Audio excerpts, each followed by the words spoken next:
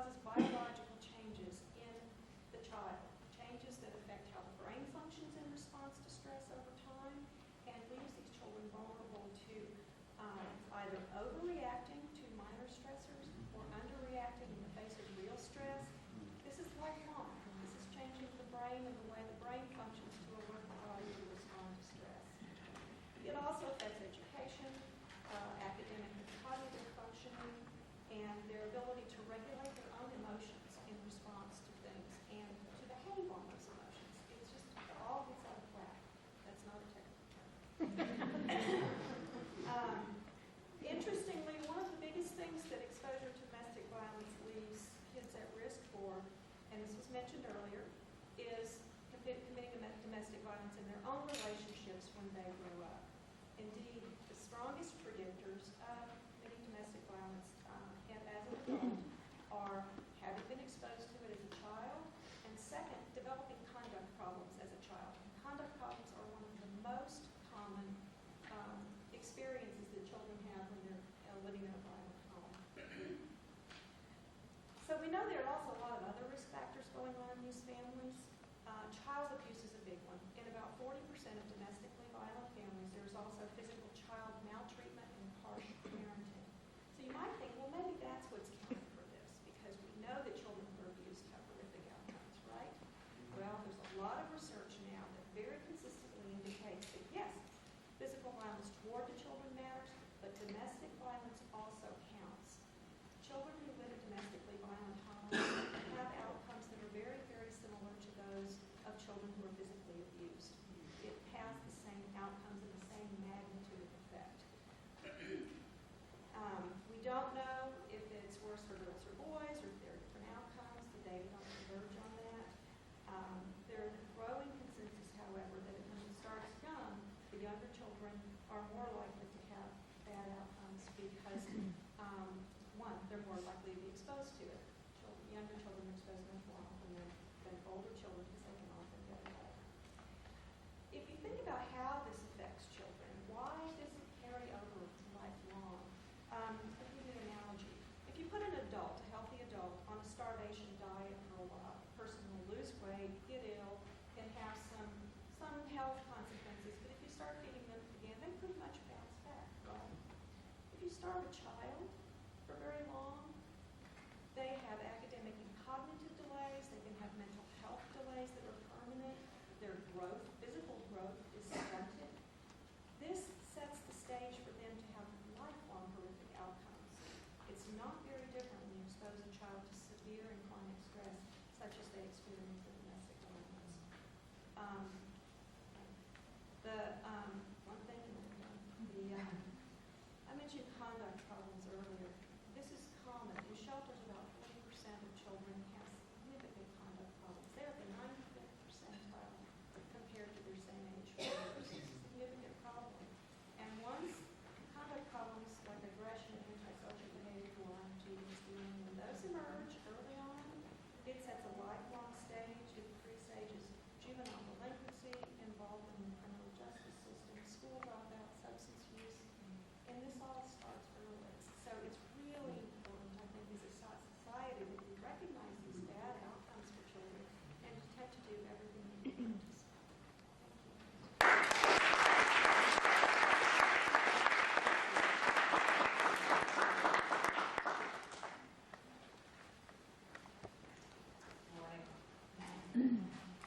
I'm Andrew Ware, and a lot of people know me as Minority Whip's daughter. Some people know me as Mom, more importantly, a protective mom. I have spoken a few times in the past regarding this issue. But today I wanted you to hear from my 9-year-old. She asked me, and I thought about this when I was asked to do this today, what I was going to say. And my daughter came up to me and she said, "Mom, what are you going to talk about tomorrow?" And I said, "I don't know." She goes, "Well, what's the subject?" And I said, "Well, are you winning an award or anything like that?" I said, No, I'm just going to talk.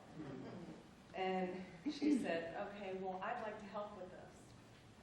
And I said, well, you know, Lexi, I think you could. Because it's all about how you were affected by what happened to you twice.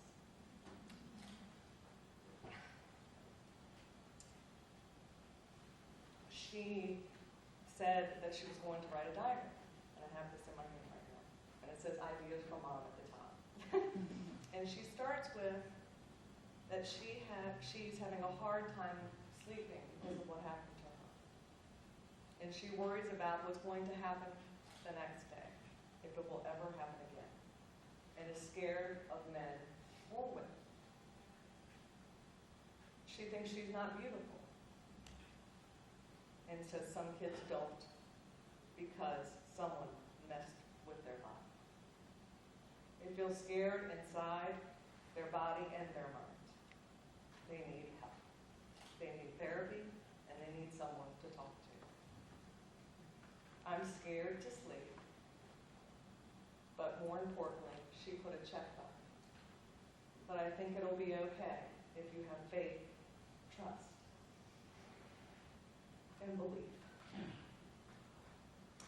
I'm not going to talk a lot today, and again, this was her day.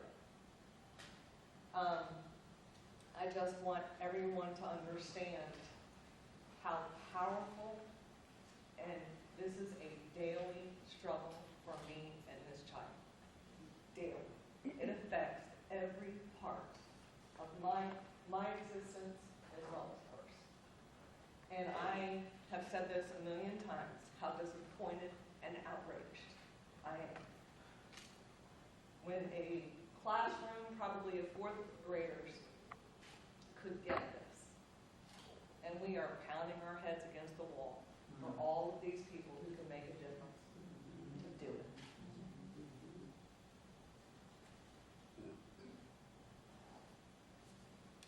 She says, and writes this on a piece of paper when she got very, very angry. And the perpetrator tried to have sex with me. It makes me scared to tell anybody this. That's why I tell you. Help me. This is coming from the child. Thank you.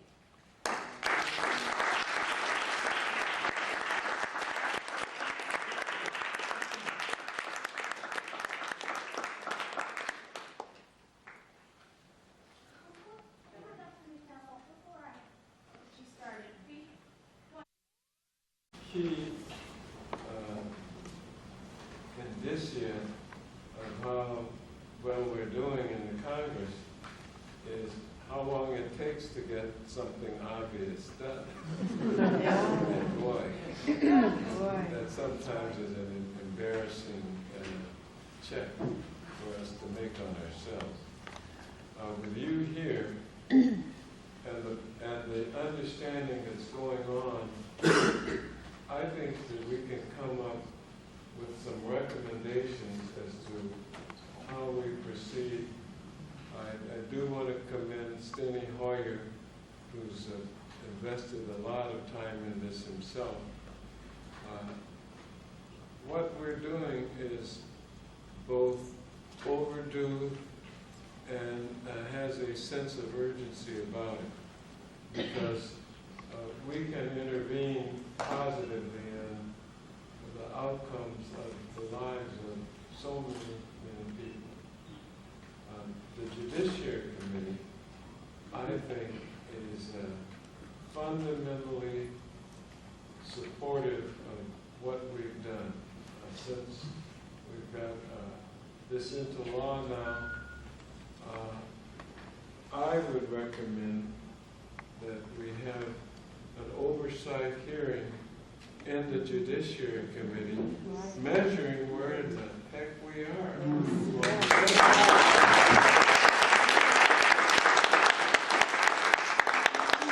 And then out of that, we ought to re-meet and figure out, based on where we generally find ourselves, what legislative recommendations would emerge, and then what the Department of Justice and and the attorneys generals and prosecutors ought to be doing at all of these different levels. So I throw that out for your consideration. Yes, Welcome yes, absolutely. to read.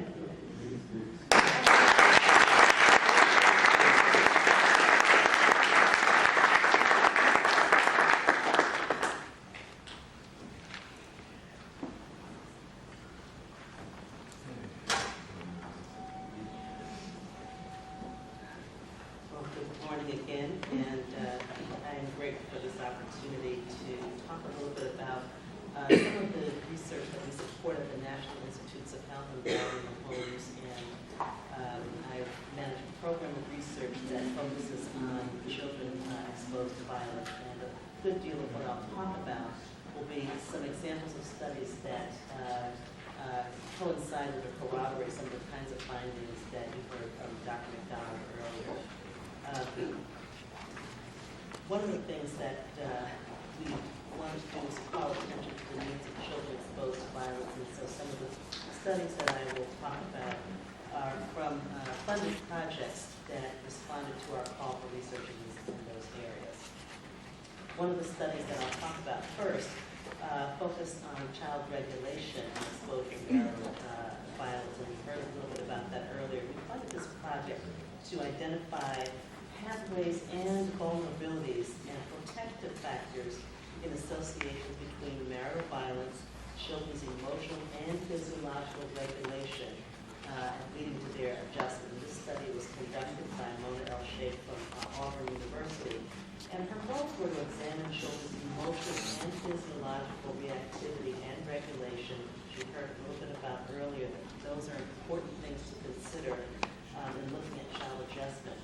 She also wanted to identify the child developmental trajectories associated with aggression and emotional and physiological reactivity and regulation, and to examine, this is what I think is critically important, the multiple forms of aggression within families under study, because domestic violence doesn't just happen in isolation, but there are also other things that might be going on in the family. And this researcher wanted to capture the social ecology of aggression as it occurs in the families.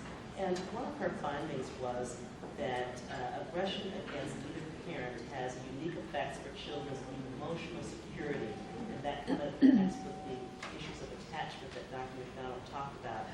That is, that aggression against mothers and fathers was related to increased levels of emotional insecurity, such as higher negative emotional reactivity, behavioral dysregulation, negative cognitive representations of the family, how the child thinks about and perceives the family and the family situation. And higher levels of emotional insecurity were related to higher levels of internalizing problems like depression, symptoms of post-traumatic stress disorder, and some other externalizing problems like conduct disorder. So that was one study focusing on regulation. Turning to health consequences, one of the things that we support at NIH is looking at some of the compelling public health issues. This study funded Dr. Rosalind Wright at Brigham and Women's Hospital to look at chronic traumatic stress related to intimate partner violence, including exposure during early childhood, and we've heard about how important that is. And she wanted to know whether there was any association with lasting biological changes known to cause alterations in immune function important to pathways or understanding many diseases, including obesity. And her goal was to examine the impact of chronic maternal intimate partner violence on obesity risk in preschool-aged children. And what she found, among other things, is that compared to children whose mothers had no intimate partner exposure, children's mothers who were in chronic situations of experiencing intimate partner violence had an elevated risk for obesity at age 5. And another interesting finding was that increased risk for obesity among girls with a maternal history of chronic intimate partner violence compared with boys, and that there was a larger effect of maternal intimate partner violence on obesity among children living in less safe neighborhoods. So you remember we talked about wanting to look at the social ecology of the family.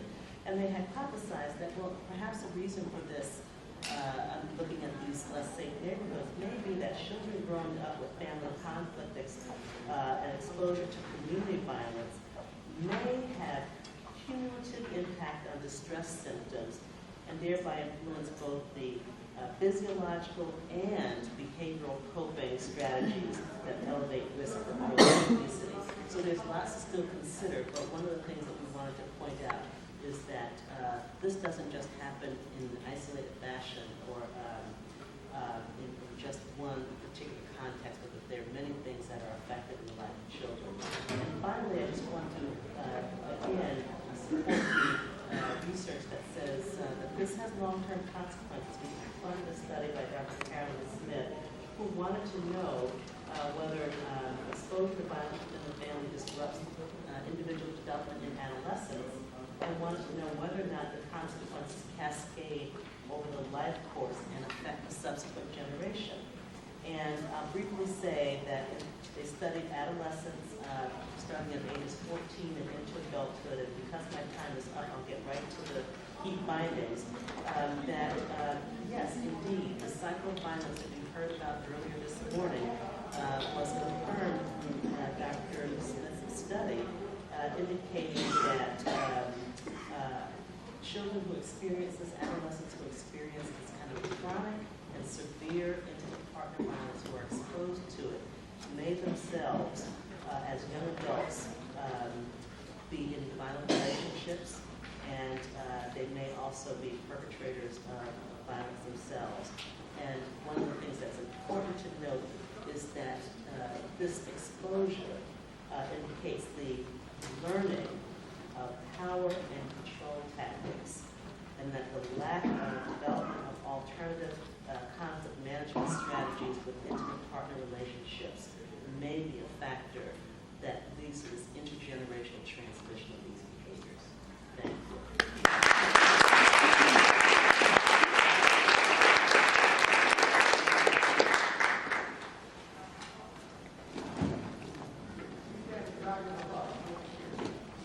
Good morning, everyone. Good morning. Seems to be a lot of ruckus going on out there. I heard that there's some protesters out there, which means we're doing something right.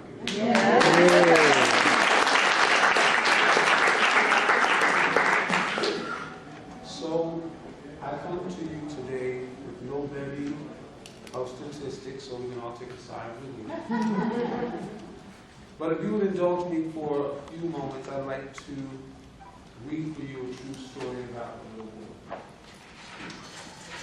Once upon a time, there was a little boy of 7 years old who had a seemingly perfect life. A nurturing mother and father who loved him very much and showered him with everything a little boy could want. He had 2 younger sisters of which he loved very much, and they were also his best friends. He loved to sing. He sang in school plays, and he even sang in the church choir. And on every Sunday afternoon, with all of his relatives, a very large, close-knit family, they shared the traditional soul food. Now, at these Sunday dinners, there was an older male cousin that this little boy loved and looked up to. And the boy's parents, too, thought was a good influence on the young boy's life. But little did they know that on frequent occasion, that this older cousin was raping and abusing this little boy. Many times he was raping this little boy on the very day of those Sunday dinners in a secret location. This went on for about 9 years. The little boy was threatened and told he must never tell. Through fear, guilt, shame, and ignorance, the little boy never said a word, never told anyone. The little boy so deeply suppressed this secret while growing up all the way into manhood, to a point of almost forgetting it ever happened. As a result, he went to jail, rehab, was placed under house arrest, and even struggled with mental health issues. This resulted in him self-mutilating by having more than 13 plastic surgeries to alter his appearance, in hopes that the reoccurring voices in his head would go away. The voices of his rapist repeatedly calling him pretty boy. The voices did go away eventually, but now this young man, saw a different image. A stranger in the mirror who was lonely, lost, and miserable. While watching an Oprah Winfrey episode in 1996, the topic was about sexual abuse and rape amongst children. And this is when the aha moment came in this person's life. None of that stuff happened all those years ago was his fault. He had done nothing wrong. He had done nothing to be ashamed of, nothing to be guilty about, because he was violated. He had been abused, and he was the victim. Now something had to change. The young man began to look at his life and dig deep into his soul, and he now realized that he deserved to be happy. He now realized that the abuse was the source of his pain, and grew sick and tired of letting his past control him. He began to start loving himself, and he began the process of taking his life back and finding peace. As a young boy, he always knew his destiny was to be a singer. He even had a couple of records in his teenage years, and in his adult years, won a national television competition, and went on to have a bit more success with gold records. But he lost that dream in all the confusion of drugs, alcohol, and dismay. He decided that in order to be happy, he was going to have to be strong enough and willing to make drastic changes, externally and internally. So he began by seeking a reconstructive surgeon who could reverse the process. And he managed to successfully restore the damage done by the previous and even botched surgeries, and was able to recreate his God-given features. He even had cartilage removed from his right rib in order to rebuild the structure of his once mutilated nose. Lastly, the most powerful antidote is he wrote an inspirational memoir called Getting Back to My Me. In it, he grippingly pours his soul and tells how he completely took his power back because finally, after 30 years of pain, guilt, suffering, and confusion, he did it. In this book, he exposes the cousin, the monster, the criminal, the pedophile, the rapist by name. He was finally free. He was finally free. He was finally free. Perhaps you may have guessed by now, the little boy now free is me. I encourage you, or anyone who has gone through, or knows anyone who has experienced anything relative to my journey, to please tell. It is the one thing that you must do. Had I told, my life would have turned out very differently. Do not allow these sick criminals to steal our children's power, our peace, or your life.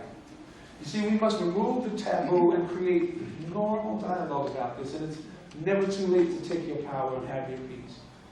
And as an entertainer, I have a song for everything. I sing through my abuse. I sing walking down the street. I sing when I'm happy. I sing when I'm sad. So, on behalf of the National Coalition Against Domestic Violence, I'd like to leave you with this, and I think it's quite appropriate. You probably remember this growing up. Let there be peace on earth, and let it begin with me. Let there be peace on earth, the peace that was meant to be, with God as our Father, brothers all are we. Let me walk with my brother in perfect harmony. Let peace begin with me. Let this be the moment now. With every breath I take, let this be my solemn vow, to take each moment and live each moment in peace eternally. Let there be peace on earth, and let it begin with me.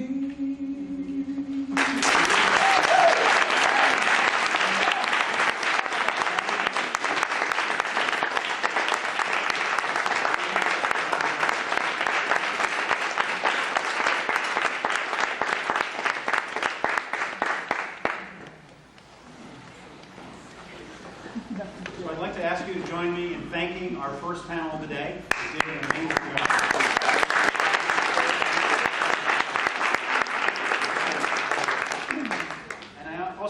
say that all of you, in your own way, have angelic voices. Thank you. Sharing those voices with us.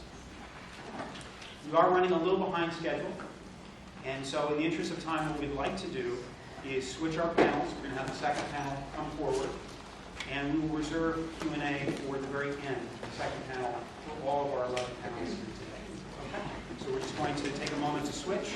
We'll have our second panel start right away, and then we'll do the Q&A at the very end of the briefing.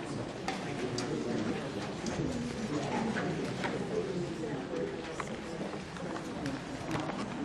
She is a part of our efforts today and has been, not just for the time that she has been in Congress, but prior to her coming to Congress.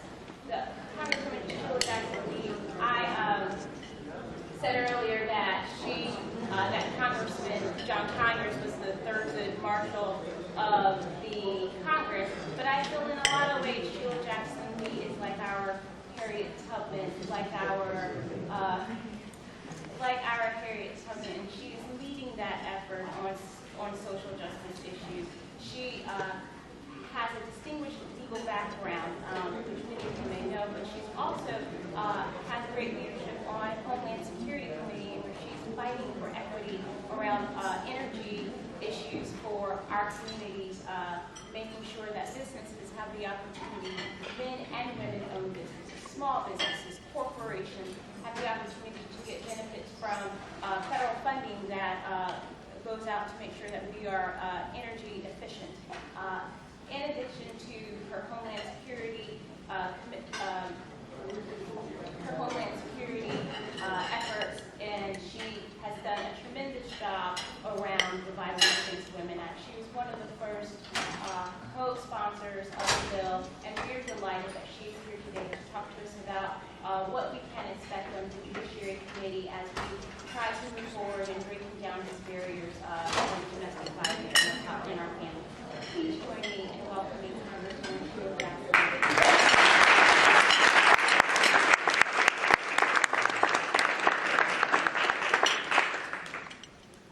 With an introduction like that, either you're in trouble or you need to give your person who was so kind enough to offer such kind words a standing ovation. So I'm giving her a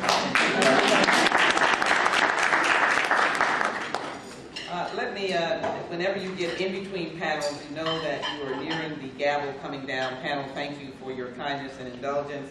I am in between a Homeland Security markup, which is going on as we speak, and something that may seem conflicting to this effort, and that is a hearing dealing with the guidelines on sentencing. And of course, those of us who are concerned about protecting victims of domestic violence want to make sure that we have a balance, but in the course of sentencing, as you well know, it is a question of justice and disparities and how many people are sentenced under one form of rules and how many are sentenced under another form of rules. And I would offer to say to you, and you will find the theme that I'm speaking of, as Congress projects its laws, it impacts lives. And so if, for example, the federal system of justice is so harsh that a 19-year-old, for example, gets, easiest example, 40 years for a smidgen of crack cocaine, then that's an impacted person who, for all we know, comes back to the community and the home and becomes an offender, if you will. All of these are variables that impact on the issue of domestic violence, and I would offer to say that we have, at least on the Judiciary Committee, a solid commitment to providing the sort of armor in the instance of domestic violence protection under the federal system. I was one of the early members in the early 90s as we reauthorized the Violence Against Women Act, and we continue to try to emphasize that particular federal component. And as we look more closely at domestic violence, we now see that it is man, it is woman, it is grandmother, it is grandfather, it is aunt and uncle. It is even more increasing as families, because of the desperation of the economy, are now living together under conditions that are so shocking. Need I remind you of the missing baby in the Midwest? I don't believe that we have found her yet. I watched in the late night news as police were trying to reenact getting in and out of a window. Each time I see some of these incidences, I'm literally brought to tears. We in Texas have had some of the most stark cases that many of you have seen. I remember a congressperson asking, did I want them to come to Houston because it was at the same time, you know how long it was, that we had been hit by Storm Allison, but we'd been hit by that tragic mother that drowned 5 of her children. A combination of whether you call that violence and abuse, but a combination of mental conditions, but 5 babies now are lost. Or in the recent newspaper article of a 22-year-old with a 19-year-old wife, and they have already had 5 children. The youngest was 1 month old, and the 2-year-old was found dead with a massive number of broken bones, bruises, and cigarette burns on that child. First of all, you would argue that 5 children, under those circumstances, the whole house must be in the midst of violence or confusion or, and I don't want to stigmatize because young families can be strong families, but because of the lack of support system. And so today, I just, as the chair and founder of the Congressional Children's Caucus, I want to affirm your presence here today and thank you very much for your presence. Needless to say, the amount of children who live in violent conditions are growing. 3.3 million children are exposed to violence against their mothers or female caretakers, and as well, young people themselves suffer that physical abuse. One other incident that was most striking in Texas, we've had so many, and I don't do this as a taint on our state as much as I do it to keep us alert because each of us could tell a personal story. That is of a 4-year-old buried on the beaches of Galveston, and the family members denying until ultimately I think grandparents pursued this child and in terms of the lost child, and ultimately law enforcement found her. What a horrible death, what a horrible grave to just be buried among some stones and ultimately discovered because I believe the father broke down. And one of the instances was that the father was mad about something and the child was in his custody. And because he was mad about something, this poor child lost her life. We can't afford to have people in dealing with children to be mad about anything and they lose their lives, to be upset, to be unemployed, to be depressed. And so it is extremely important that we help families that are under stress because they produce predicaments where children in particular are under stress. Some time ago, I visited with one of our senators who was very strong on the question of mental health issues, very much intertwined into domestic violence. We went to the juvenile center where young men were being incarcerated. Many of them had been abused, and many of them suffered from their own degrees of mental stress. And we found that that is an element of the abuse, and it is an element of a child being abused, and those children wind up in juvenile centers. And so I think America has to do better by its children. It has to do better so that we are not here still talking in the 21st century about the effects of domestic violence. Let me give you another effect of domestic violence, and it is the increasing, prevailing, seemingly acceptance of bullying. It transcends out of the household into the schools and the neighborhoods. And we know that bullying has caused the loss of life. CNN now is on for a week talking about particular epidemic proportions of bullying in terms of people just accepting it. The interesting thing, they did an analysis and found out that victims can be bullies at some point in their career, and bullies can be victims, if you will. So it is but it happens in the home. If you're in a home that uses words in essence, be abusive, that is a sense of violence, then either your child acts it out in a physical way, or now with so much sophistication, we act it out in cybersecurity. So I would just, as I stop by here, just to applaud you and link up with you on the issue of legislation. Some time ago, the Children's Defense Fund, and I'm not sure if they're here today, had a focus on an omnibus bill dealing with children. I would like to encourage the advocacy groups that are here in this room that we in the Children's Caucus, that is bipartisan, would be very interested as we proceed to look at an omnibus bill dealing with children that looks at the facets of their existence. You're talking about domestic violence, and you've asked me to talk about the impact on children.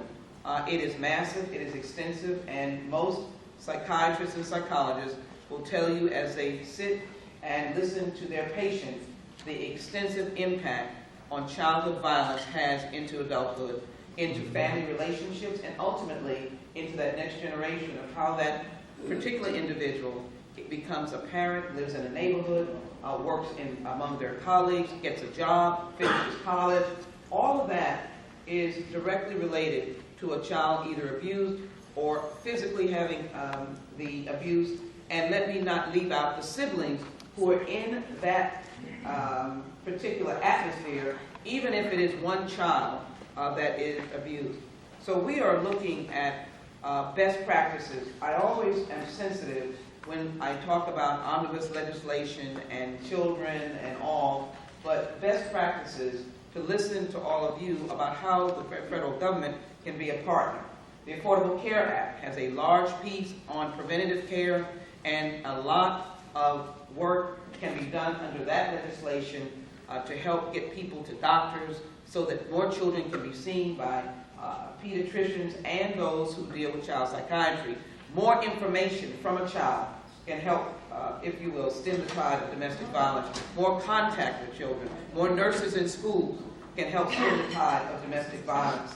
It is sad when a school has to lose a school nurse. They tell me how much they learned from a child, how they can see how that child looked different yesterday and how abused that child may be on today as they come for a headache, a toothache, or something of the sort, a rash, a burn. A child does not know, but they go to a nurse and the nurse can determine. Finally, I am working on the issue of bullying because of a number of tragic incidences in my own community, particularly as it relates to those children who are from the gay and lesbian and transgender community. Tragically, that is one of the newest parts of abuse that our children face. And so we're talking about best practices. And as you finish today, I am hoping that we are touched by the news and the conditions that our children live in, not so much touched by inertia, but touched by a motivation to be energized, to be questioning. And I ask you and beg of you to be demanding of your child welfare system in your state. There may be some child welfare angels in this room. We thank you, and we know there are advocacy groups in this room. But every state, I can assure you, is overburdened, and they're certainly not underwhelmed, they're overwhelmed.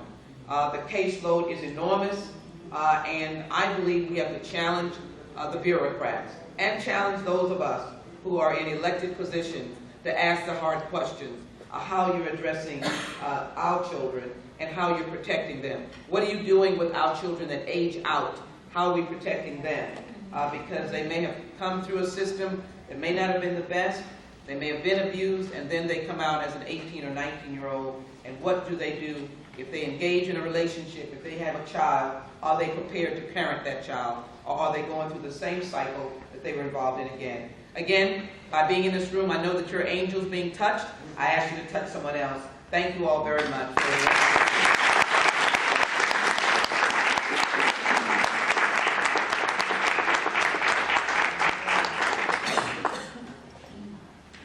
Hello, thank you. And I'm very glad to follow on you because I'm Rob Blended with the National Council of Juvenile and Family Court Judges. And you have stolen some of my speech, but that is very good because you are reinforcing the message that I want to bring today. So Thank you. Thank you so much. Well, let me thank all the panel and the panel one, and just let me do my manners first for Brian Martin. the makers of the Memories Foundation, and Rita Smith, Executive Director, National Coalition Against Domestic Violence, Eric Brown of the Johnson Products. I don't know if Eric is still here. Yeah, thank you very, very much. From Texas.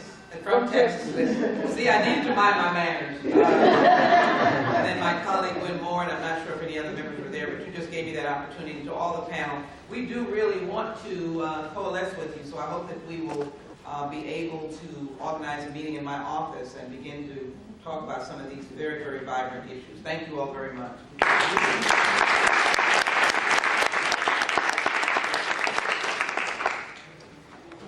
What I wanted to talk about today was youth and domestic violence. We have talked about children and domestic violence, but it's also the teens. And some folks who have spoken to you today have talked about what it's like to be a teenager and to be a survivor of a household where there was domestic violence and where there was abuse of the children too. And what we see at the National Council of Juvenile and Family Court Judges is that many of these children end up in juvenile court. And they end up in juvenile court because of truancy. They end up there because of mental traumas. They end up there for self-medicating with different kinds of substances because no one is helping them. And our judges are seeing this and not seeing it. And that's one of the things that our organization takes very, very, very seriously. We believe that judges should be trained and trained well on issues relating to domestic violence, not only in family court, but also in juvenile court, because this is an area that we have not spent as much time on, that we don't have as much focus on. And there are some programs that are in the Department of Justice. They're very small, but they actually address this. And in some ways, we're coming out and saying thank you for having those programs, and that there needs to be more support for them. These programs train judges to spot the red flags, to know when a child is missing school, not because... Hello, I'm Sandy Graham Berman from the University of Michigan. I'm a clinical psychologist and professor, researcher. I'm here to tell you a little bit about... My name is Jennifer Collins. My father was extremely abusive to my mother, my brother, and me. In the first month of my parents' marriage, my father beat my mother so severely that she was hospitalized 3 times. She was only 17 years old, and coming from a childhood of abuse, this was all she ever knew. When my brother was 4 years old, my father fractured his skull by repeatedly slamming him into a wall. Child protection threatened my mother that she would be charged with failure to protect if she did not leave my father and take us with her. Child protection then relinquished jurisdiction to the family court. My father was found by the court to be abusive. He admitted to having broken my mother's nose 3 times, dislocated her shoulder, and numerous other incidents. The court evaluator stated that my father did wrap his hands around our necks, strangle us, and threaten to kill us. But we were sensitive youngsters and possibly overreacting to my father's physical harshness because of our mother's fear of him. Even though we were too afraid to go with our father, the judge made it clear to our mother that despite our father's violence, he had a right to his children. When he would come to pick us up, my brother and I would hide underneath the beds and in the closets. When our mother did not force us to go with my father, he would call the police, and since he had the court order, they would come in, search the house, drag us from underneath the beds, and hand us over to the man who was beating us. To this day, I'm still afraid of the police. Because my mother did not impel my brother and me to go, she was accused of parental alienation. The judge decided to experiment by reversing custody to our father. On December 22nd, 1992, I was literally ripped out of my mother's arms. My fingers were pried off of her dress, and I was screaming for my mother to save me. Everybody knew that he was hurting us, but nobody protected us. And as a 7-year-old little girl, I couldn't understand why even my mother wouldn't protect me. In the beginning, we weren't allowed any contact with our mother. The judge felt that because we were so close, a clean slate would help my brother and me adapt to our new living situation faster. But this is part of what damaged me and my brother the most. When we were finally allowed to have supervised visitation with our mother, I told her and the supervisors that my father was still hurting us. I lifted my shirt and showed them the fresh welts and bruises on my back. They were from recent beatings. Even though the supervisors gasped at the sight of my injuries, they quickly told me to pull down my shirt and that I was no longer permitted to talk about those things. If I did, I would not be allowed to see my mother. The guardian ad litem made it clear that my brother and I needed to accept that this was the way that life was. That is the problem. They knew, everybody knew that my father was beating me and my brother. But for some reason, his rights to his children were more important than our right to safety. It was unbearable. So we ran away to our mother. She had to flee the United States of America in order to protect us. We were arrested in Amsterdam and all put in jail together. And yet even jail was better than being beaten. My mother was brought before a tribunal, and the judges demanded to speak to his children themselves. It was the first time that a judge ever met with me and my brother. After thorough investigations and years in refugee centers, we were granted asylum in the Netherlands. As far as we know, we are the first American citizens to receive official asylum in another country. Since then, other countries have also granted asylum to American abused children and their protective parent. 14 years later, we were found by the FBI. All kidnapping charges against my mother were dropped, and 4 weeks ago, we were finally safe to come home.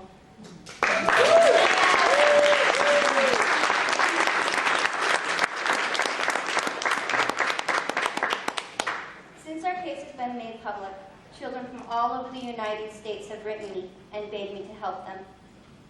Although the details of our stories may vary, they are still all the same. I am now the director of the Courageous Kids Network, and on behalf of the hundreds of children that I am in contact with, and the thousands for silence, I am asking you to please protect us.